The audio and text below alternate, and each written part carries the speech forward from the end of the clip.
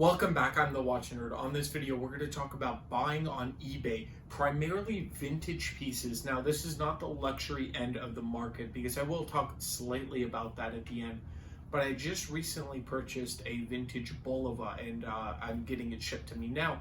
But I want to talk about my first experience buying a vintage piece on eBay. I've bought many pieces, modern pieces, and you can really tell because, the plastic is still on. They're pretty much new pieces. But this is the first vintage one, and I'm going to talk about a few key points to look at and to know that your watch is really genuine. There's nothing 100% without the authenticity guaranteed, but at the same time, you're getting a worse deal. But before I get into all that, I do want to keep announcing my Chanel chain giveaway. I'm going to be giving out this chain as soon as we hit 1,000 subscribers. So if you do want to enter, there's the 4 steps in the description below. So let's talk in key different points here because there's a lot I want to talk about.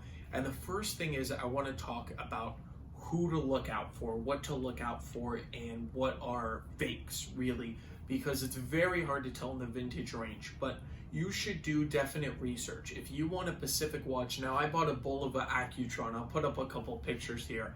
And I needed to buy it 100% factory, and I needed to make sure that there was no tampering with the piece. At the same time, I have not received this watch yet, so I don't know if it worked 100% foolproof, but I wanted to make this before I actually got the watch to just show you what I went through the process of. So this was an auction. You can do either buying or auction, but both of the ways you look at the pictures is number one. So you have to research about your watch like crazy. You have to know the watch more than the seller knows the watch. And really do know so. So I looked up the serial number of the vintage Bulova, of course the reference number, what the dials looked like, what the lume plops were, where every detail, every little subtle detail, the back engraving, all of that to make sure that the outside case was original. Now, at the same time, I bought this piece and there was no inside pictures of the movement, but I did ask the seller after I won it in the auction if he did, if it was in operating condition. And I think you should always do that before buying a piece, even though sometimes, it says, operational, unless it's a trusted really seller, but ask how the condition of the watch is. Even though you can see the pictures, I always recommend asking the condition of the piece. It's a little thing I always do, and it kind of, if somebody's an iffy seller, they kind of get tripped up. They'll say, oh no, it's this and that. Just be straight and ask them the question. The other things is you have to look at the actual seller itself. So on eBay, there's a great thing. If you scroll down, you can see the seller himself, whatever. If it's a store, that's a little different. But I typically get the best deals, and I think most of you do, from online sellers because they don't have overhead like a store. Now, at the same time, stores do give layer protection too, but if you're shopping on eBay, I don't think that's like the number one thing. So go down, look at the reviews, look if they're a watch seller or they have watches and other pieces in their shop.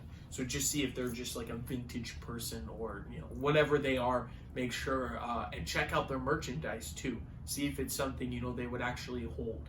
I do recommend that a lot. Reviews are number one. Now, if there's 1 or 2 bad reviews and you look at them, and if the seller didn't respond, that could be an issue. But if you have thousands upon thousands of good reviews and a couple of bad eggs in there, with the seller responding, then I wouldn't be too concerned. You don't need that 100%, but I do recommend high a rating on the eBay scale. You have to make sure that these people are trusted and they display any information or any questions you have about the watch. They should respond in a decent amount of time. So these are the few key points I'm trying to get at.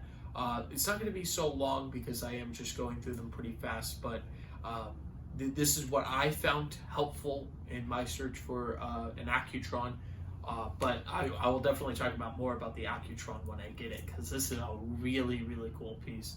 And I'm very excited to enter it into my collection. Other things, scams, but I will mention the authentic. Actually, we'll not talk about scams. We'll save that to another video because that is a completely separate thing. They have offset that eBay with the authenticity guarantee. So what this does is it's separate from eBay and separate from the seller. And they would send their watch to this watch place, like these experts, and they look inside, make sure everything's original, and then they ship it to you. Now, the downside to this authenticity guaranteed is, yes, eBay charges every seller a percentage of the sale. That's just how they operate business. That's how they make money through the transactions. Now, when you add authenticity guaranteed, you're paying, I don't know how much the sellers are. I'm not an actual eBay seller, but you're paying, I think you're not paying more. The seller is paying more, which then in terms goes into your pocket as more money. So let's say a Rolex is $6,000, but with that authenticity guaranteed, maybe it's $6,200. I don't know if it's that much, $6,100, but it is a little more money because the seller is getting charged more money. So that is really the downside of this new authenticity guarantee. At the same time, it is saving a lot of people a lot of money. It's a lot more safe of mind. I will agree with that. And the whole video I'm making today is not on the luxury end. It is on this affordable end. I'm saying affordable end is 500 and below. And I'm saying on that, I've never seen really an authenticity guaranteed, unless it was like an Omega or something, but they typically go higher on the scale. They're not under that $500 mark. But that's it. That's all I'm going to do for this video. I hope these tips and tricks kind of help you. So that's where I want to leave it here. I do want to thank you all for watching, and I do want to quickly remind you once more of the Chanel chain giveaway. I'm going to be giving out this chain once we reach 1,000, so I'm very excited. And if you want to be entered, there's the 4 steps in the description below. Thank you, and I will catch you in the next one. Have a fantastic day, and I would like to know if any of this did help. I would love to hear it down in the comments. I will be sure to respond to you.